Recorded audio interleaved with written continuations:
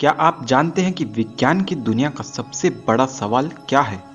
ऐसे तो अनेकों सवाल हैं जिनका जवाब आज विज्ञान खोजने में लगा है। लेकिन एक सवाल जो हम सबके मन में बचपन से है कि आखिर एनर्जी यानी ऊर्जा क्या होती है। हमने बचपन में पढ़ा है कि energy is the ability to do work, यानी कि कार्य करने की क्षमता ही ऊर्जा है। लेकिन एबिलिटी का रिलेशन एक कॉन्शियस एंटिटी से होता है। कार्य तो यूनिवर्स में भी हो रहा है, तब आखिर वह किसकी एबिलिटी है? एनर्जी के बारे में जितने वीडियोस या आर्टिकल्स आप सब पढ़ेंगे, सब में आपको यह बताया जाएगा कि एनर्जी कितने टाइप की होती है, ये कंजर्व रहती है, एक फॉर्म से दूसरी फॉर्म में चेंज होती है। लेकिन कहीं भी यह नहीं बताया जाता कि आखिर एनर्जी होती क्या है। फिजिसिस्ट रिचर्ड टी फेनमैन स्पष्ट शब्दों में यह स्वीकार करते हैं, today we have no knowledge of what energy is. ऐसे में ये साफ है कि आज विज्ञान इस बात को जानता ही नहीं कि आखिर एनर्जी क्या होती है। लेकिन वेद हमें बताते हैं कि एनर्जी क्या होती है। इस वीडियो में हम न सिर्फ ये जानेंगे कि मॉडर्न साइंस जिसे एनर्जी कहता है वह क्या होती है, बल्कि वास्तविक मूल ऊर्जा क्या होती है। जानने के लिए वीडियो को पूरा ज़रूर देखें। आज साइंस ने अनेकों प्रकार की ऊर्जाओं के अस्तित्व की खोज की है, जैसे डार्क एनर्जी और वैक्यूम एनर्जी।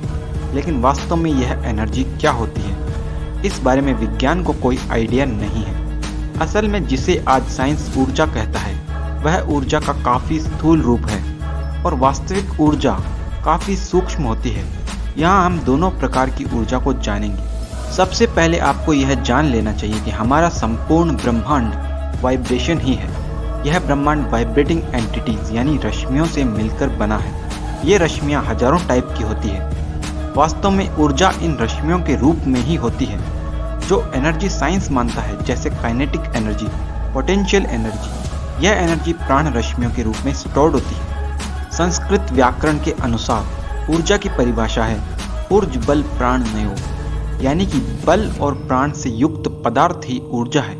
ऊर्जा वह पदार्थ है जिसकी वजह से किसी पदार्थ का धारण और पोषण होता है।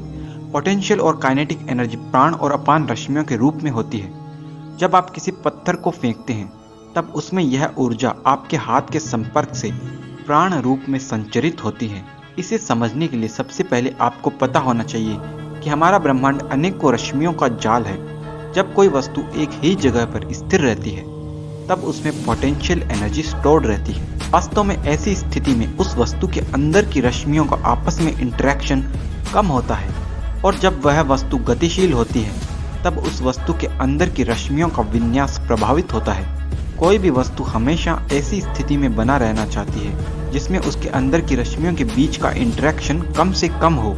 जब तक कोई वस्तु स्थिर होती है तब उसमें अपान रश्मियां अंदर की तरफ और प्राण रश्मियां बाहर की तरफ स्पंदित होती रहती है। जब हम किसी पत्थर को फेंकते हैं तब हमारे हाथ से उस पत्थर में प्राण ऊर्जा का संचरण होता है।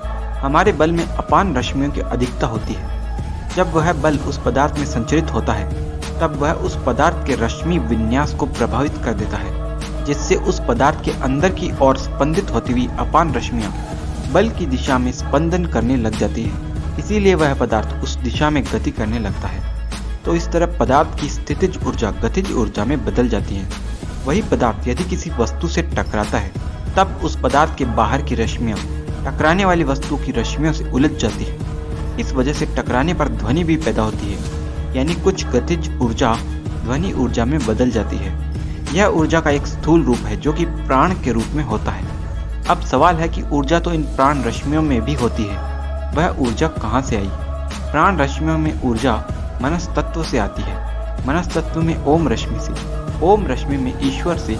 इस तरह मूल ऊर्जा ईश्वर या किसी चेतन का ही गुण होती है, यानी कि वास्तविक ऊर्जा चेतन के प्रयत्न रूपी गुण का प्रकट रूप होती है। इस संपूर्ण ब्रह्मांड में जो ऊर्जा है वह ईश्वर रूपी चेतन के प्रयत्न का प्रकट रूप है। इस तरह वास्तविक ऊर्जा चेतन का गुण है, न कि चेतन खुद ऊर्जा है।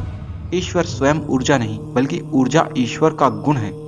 तो फ्रेंड्स, जिस ऊर्जा की बात मॉडर्न साइंस करता है वह प्राण रश्मियों के रूप में होती है और वास्तविक मूल ऊर्जा ईश्वर का गुण है। इस वीडियो के बारे में आप लोग क्या सोचते हैं, कमेंट करके मुझे ज़रूर बताएं। मैं मिलता हूं आपसे किसी अगले वीडियो में। तब तक के लिए नमस्ते।